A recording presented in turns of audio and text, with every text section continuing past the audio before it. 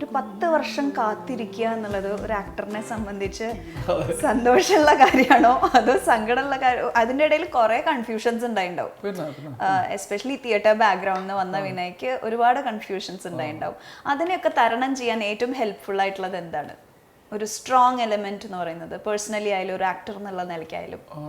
ഒന്ന് എന്നെ സംബന്ധിച്ച് ഞാൻ ഭയങ്കര പ്രാക്ടിക്കലായി ചിന്തിക്കുന്ന ഒരാളാണ്. ഞാൻ ഈ മോഹാവലയത്തിലൊന്നും പെട്ട് അല്ലെങ്കിൽ ഞാൻ സിനിമയിൽ അഭിനയിക്കുന്നതും എൻ്റെ പ്രയോറിറ്റി എപ്പോഴും സിനിമയാണ്, ആക്ടിങ് ആണ്. ഇപ്പോൾ ഇതിൻ്റെ ബൈ പ്രൊഡക്ട്സ് ഉണ്ടല്ലോ, അതായത് നമ്മൾ പോപ്പുലർ ആവുക അല്ലെങ്കിൽ നമുക്ക് പൈസ ഉണ്ടാവുക, ഇതൊക്കെ എന്നെ സംബന്ധിച്ച് സെക്കൻഡറി ആണ്.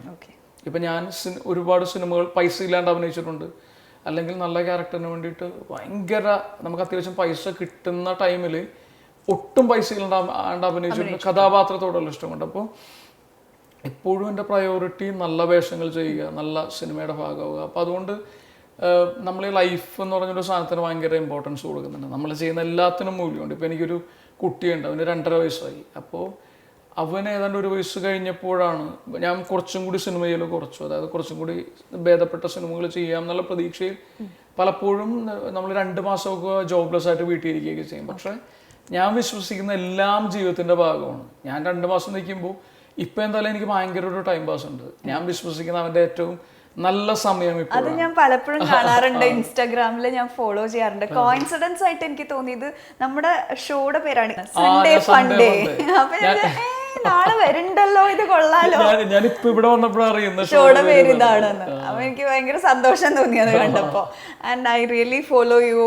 മോന്റെ എന്താ പറയാ നല്ല നല്ല ഒരുപാട് ആളുകൾ എന്നെ ഇൻസ്റ്റാഗ്രാമിൽ ഫോളോ ചെയ്യുന്നത് ഇവനെ കാണാനും. ഒരു 1.5 വയസ്സോ 2.5 വയസ്സായി. 2.5 വയസ്സായി അടുത്ത് തന്നെ പുള്ളിക്കാരനെ സ്കൂളിലൊക്കെ പോയി തുടങ്ങും.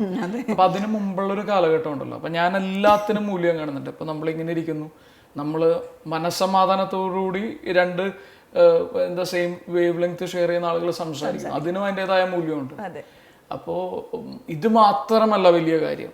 ഡെഫിനറ്റ്ലി നമ്മളുടെ ലക്ഷ്യം അല്ലെങ്കിൽ നമ്മളുടെ സ്വപ്നം അതെല്ലാം സിനിമയും അഭിനയവുമായിട്ട് കണക്ട് ചെയ്യണം. എങ്കിലും ഞാനീ പറയുന്ന പോലെ ഭയങ്കര പ്രാക്ടിക്കലായിട്ട് ലൈഫിനോടുള്ള സമീപനം അങ്ങനെ ചെയ്തുകൊണ്ടിട്ട് വെയിറ്റ് ചെയ്യുന്നതിൽ വലിയ ബുദ്ധിമുട്ടൊന്നും തോന്നിയിട്ടില്ല. അത് കിട്ടുവാണ്.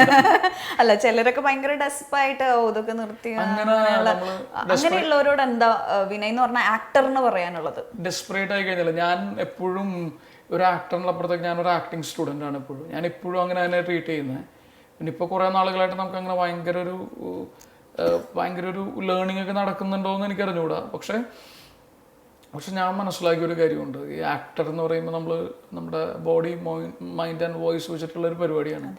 അപ്പോൾ നമ്മൾ ഈ സിനിമ കിട്ടുന്നില്ല അല്ലെങ്കിൽ മറ്റുള്ള ഒരാൾക്ക് ഭയങ്കര സിനിമ കിട്ടുന്നു, അയാളതിൽ നന്നായിട്ട് ഞാൻ അഭിനയിക്കും എന്നുള്ള ധാരണയൊക്കെ അതിൻ്റെ ഒരു പോസിറ്റീവ് സെൻസിൽ അത് നമുക്ക് എല്ലാ ആക്ടേഴ്സിനും ഉണ്ടാവും.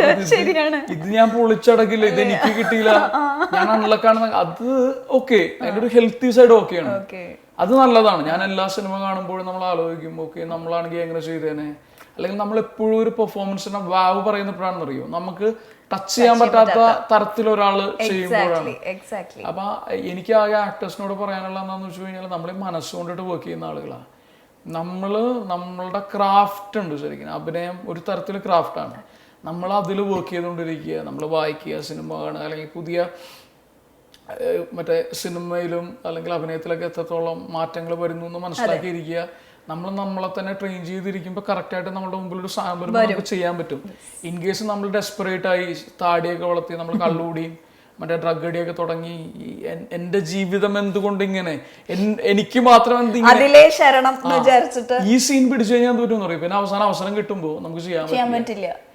അപ്പൊ അതുകൊണ്ട് കമ്പോസ്ഡ് ആയിരിക്കുക, മറ്റേ നമ്മളെ തന്നെ വർക്ക് ചെയ്തിരിക്കുക, അവസരം വരുമ്പോൾ ചെയ്യുക, ബാക്കി